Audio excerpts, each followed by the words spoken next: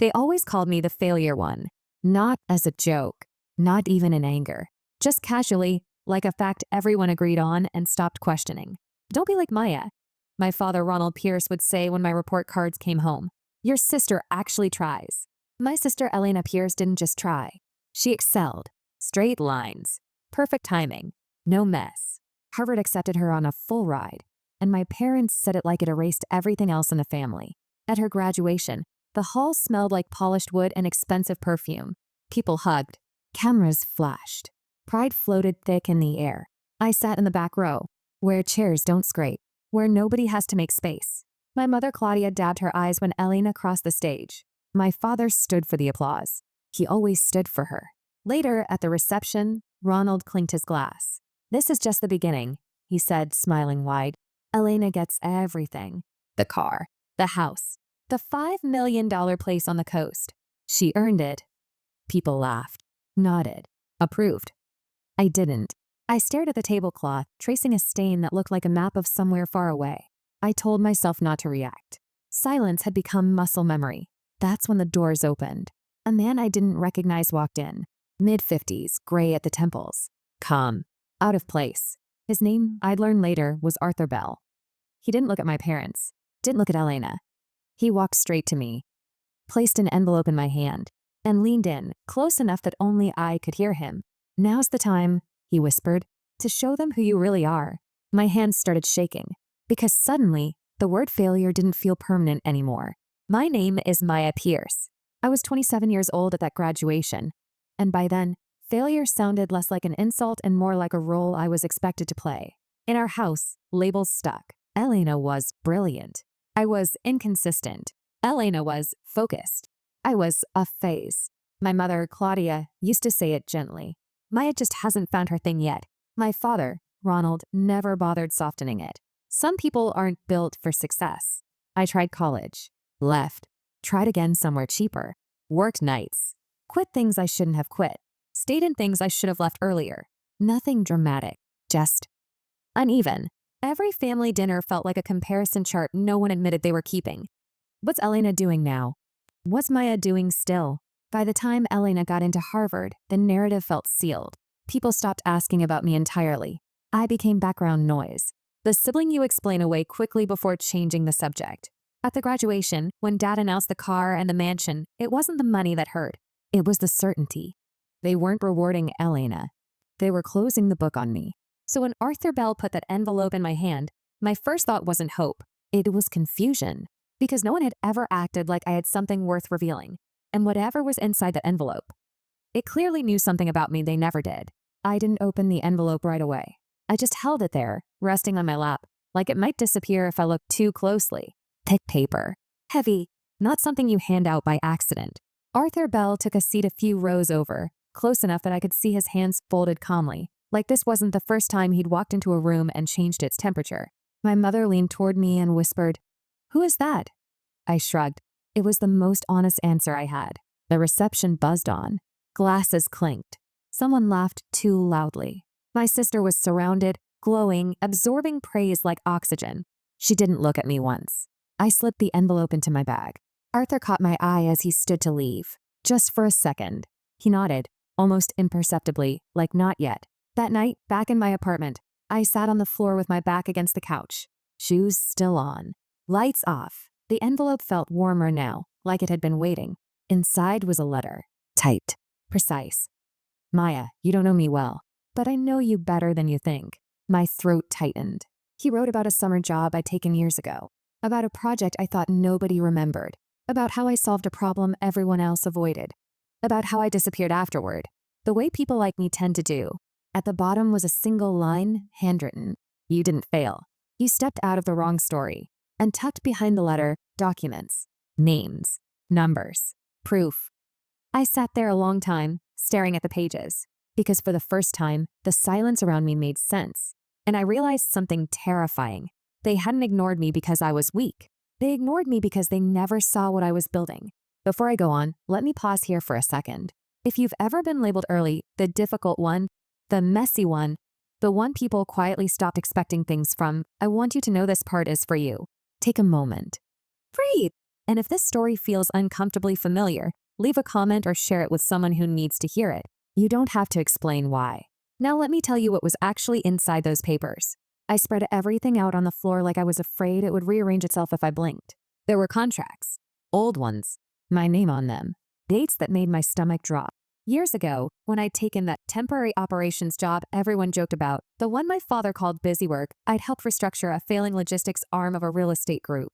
Nothing glamorous. Spreadsheets. Late nights. Quiet fixes. I remembered being told, "This is just internal. Don't worry about credit." Arthur Bell's letter explained the rest. The restructuring saved the company. Quietly. Permanently. The board moved on. My work didn't. It scaled. It multiplied. And somewhere along the way, it generated money I'd never been told about, because it was parked under a holding trust with my name on it. Not a mistake. Not a favor. An agreement. Arthur had been on that board. He'd watched me work. Watched me leave without demanding recognition. Watched my family dismiss me at the same time my results were compounding. "You didn't disappear," he'd written. "You opted out of noise." The documents showed what the trust was worth now. I won't say the number. I didn't believe it at first either. I laughed. Then I cried. Then I felt strangely calm, because suddenly my father's speech made sense. The car, the mansion, the certainty that everything belonged to Elena. They weren't rewarding her. They were giving away what they assumed I'd never earn. Arthur's final note sat at the bottom of the pile. "They'll keep underestimating you. Let them." I folded the papers carefully and slid them back into the envelope. Tomorrow, my parents would call, and for the first time, I wouldn't need to answer. The call came the next morning, right on schedule. My mother, Claudia, first. I let it ring. Then my father. Then Elena, which surprised me. I didn't answer any of them, not out of spite. I just didn't feel the urgency anymore. Whatever version of me needed to explain herself had gone quiet overnight. Instead, I met Arthur at a cafe downtown. He was already there, stirring his coffee like this was an ordinary check-in and not the moment my life bent in a different direction. "You don't owe anyone an announcement," he said, before I could ask what I was supposed to do next. "I'm not sure they'll ever see me differently," I admitted. Arthur smiled, but not kindly. "Honestly, they don't need to." He explained the options. The trust. The autonomy. The fact that the mansion my father bragged about, it sat on land I technically controlled through a subsidiary Elena had never known about. I felt something loosen in my chest. That evening, my parents hosted a small dinner for out-of-town relatives. I wasn't invited. No surprise there. Someone sent me a photo anyway. Elena at the center. My father's hand on her shoulder. Pride framed perfectly. For the first time, I didn't feel smaller looking at it. I felt separate. Later, Arthur texted once. "Ready when you are." I stared at the message a long time before replying.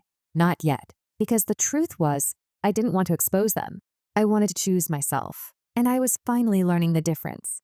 Quick pause. I'm genuinely curious. Where are you watching from right now, and what time is it there? Drop your city and the time in the comments. I love seeing how far these stories travel.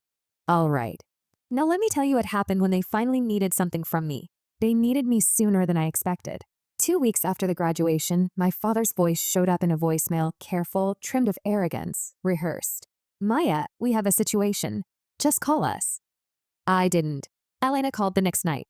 She sounded tired, not panicked, annoyed, mostly. "There's an issue with the coastal property," she said. "Some paperwork complication. Dad says you might have worked with someone connected to it." I almost laughed. Not because it was funny, because it was predictable. That mansion he'd announced so proudly, the one everyone applauded for, it couldn't be transferred. Permits stalled. Funding froze. Lawyers stopped returning calls because ownership wasn't where they thought it was. I told Elena I didn't know anything, which was technically true. I hadn't known back then. I'd just done the work. That night, Arthur called. "They've started asking questions," he said. "Nothing aggressive yet, but they're circling. Do I need to do something?" I asked. "No," he replied. "You already did. Years ago." That was the strange part. I wasn't pulling strings. I wasn't confronting anyone. I wasn't even present. The story was correcting itself. While my parents scrambled to save face, I went to work, paid bills, met friends, lived inside a life that finally felt proportional to the effort I'd put in. For the first time, I wasn't waiting for a moment to prove myself, because the proof was already there. Quietly, legally, immovable. And they were about to find out, not from me, but from the world they trusted more than they ever trusted me. They scheduled the meeting without me. That part didn't surprise anyone. My parents, Ronald and Claudia, invited lawyers, advisors, and two men in tailored suits who nodded a lot and spoke in careful half-sentences. Elena was there too, seated close to my father, flipping through documents she clearly hadn't read. Arthur called me an hour before it started. "You might want to listen in," he said. "Not urgent, just factual." The meeting room was familiar in a strange way. Same building I'd once worked in as a temp. Same long table. Same view of the city that never noticed me before. I sat in the back, unnoticed. The lead attorney, Mark Feldman, cleared his throat. "There's been a misunderstanding regarding ownership and asset control." My father stiffened. "There's no misunderstanding. The property was promised to my daughter." Mark nodded. "Promised, yes. Owned? No." Silence stretched. "Elena Pierce is not listed on the trust," he continued. "Nor are you, Mr. Pierce. The controlling interest belongs to—" He paused, checking the file. "Maya Pierce." Elena turned around first. Her face wasn't angry. It was confused, like someone realizing a rule they relied on had never applied to them. My father stood halfway. "That's impossible." Arthur leaned forward slightly. "It's not." No one looked at me yet. They were too busy watching the world tilt. I didn't smile. I didn't gloat. I didn't even speak. I just sat there, breathing evenly as the story they'd told about me collapsed under its own weight. For years, they'd called me the failure. Turns out, I was just the one they never bothered to read. And finally, they had to. They noticed me once the silence settled. My father's eyes scanned the room like he was counting exits, then landed on me in the back. He blinked hard as if I'd appeared by mistake. "Maya?" he said, not angry, just disoriented. I stood. Slowly. No rush. I didn't want this moment to feel dramatic. It wasn't. "You knew?" Elena asked. Her voice cracked in a way I'd never heard before. "All this time?" "I knew what I worked on," I said. "I didn't know what it became." That was true. And it mattered. Claudia pressed her lips together. "Why didn't you tell us?" I thought about that for a second. "Not long." "Because no one asked," I said. "And when I tried to talk before, you'd already decided who I was." Mark Feldman gathered his papers. "Legally speaking, everything is in order. The trust was designed to operate independently of family dynamics." Arthur nodded once. Approval. Not pride. Respect. My father sat back down, suddenly smaller. The room felt different now, not tense, just rearranged, like furniture moved without permission. "Elena," he said quietly, "we'll figure something out." I didn't interrupt. This wasn't my rescue scene. As I walked out, Arthur fell into step beside me. "You okay?" he asked. I nodded, because for the first time, I wasn't walking away unseen. They had finally looked, and it changed nothing I needed. They asked to talk later. Of course they did. My father sent a message that tried to sound neutral and landed somewhere between polite and desperate. My mother added a heart emoji, like that might bridge years. Elena didn't text at all. I went home instead. Not to celebrate, not to plan, just home. I made pasta, burned the garlic, ate standing up. Ordinary things felt important again, like anchors. Arthur called once more. "You can restructure the trust," he said. "Change beneficiaries. End the mess cleanly." "I know," I told him. "I'm not in a hurry." That surprised him. I could hear it in the pause. The truth was, I didn't want their apology bundled with paperwork. I didn't want gratitude that came with a ledger. I didn't want to be rewritten as the smart one now that it was convenient. The money was never the point. Clarity was. I slept better that night than I had in years. No speeches running through my head. No comebacks rehearsed. Just quiet, the kind you earn. In the morning, Elena finally texted. I didn't know, she wrote. I swear. I believed her. Mostly. I typed back, deleted it, typed again. "That doesn't change what you accepted," I sent. "I'm not angry. I'm just done explaining." She didn't reply. Later that week, I moved the trust to a foundation I'd been sketching out for years. Small, boring, effective. It would fund work like mine, the uncredited kind that keeps things from collapsing. I didn't announce it. I didn't need to. Because success, I've learned, isn't taking what you were denied. It's choosing what you won't carry anymore. They stopped calling me the failure after that. Not out loud, anyway. What they replaced it with wasn't much better, complicated, distant, hard to read. Labels adjust when the old ones stop working. I didn't correct those either. At a family gathering months later, someone asked my father what I was doing now. He hesitated, looked unsure. That used to bother me. This time, it didn't. I had already left early, had somewhere else to be, somewhere quiet, somewhere earned. Here's what I know now, and I wish someone had told me sooner. Families don't always reject you because you fail. Sometimes they reject you because your path doesn't flatter theirs. Silence isn't weakness. It's often incubation. And the people who rush to define you early rarely stick around long enough to understand what you become. I didn't stand up at the graduation. I didn't interrupt my father's speech. I didn't confront anyone with a grand reveal. I let time do what it does best. If you've ever been called the messy one, the slow one, the disappointment, hear this clearly. Your value is not determined by who applauds you first, or who benefits most from misunderstanding you. Sometimes the most powerful thing you can do is let them keep the wrong story, while you quietly build the right life. And when they finally notice, you won't need to prove anything, because by then, you'll already know who you are.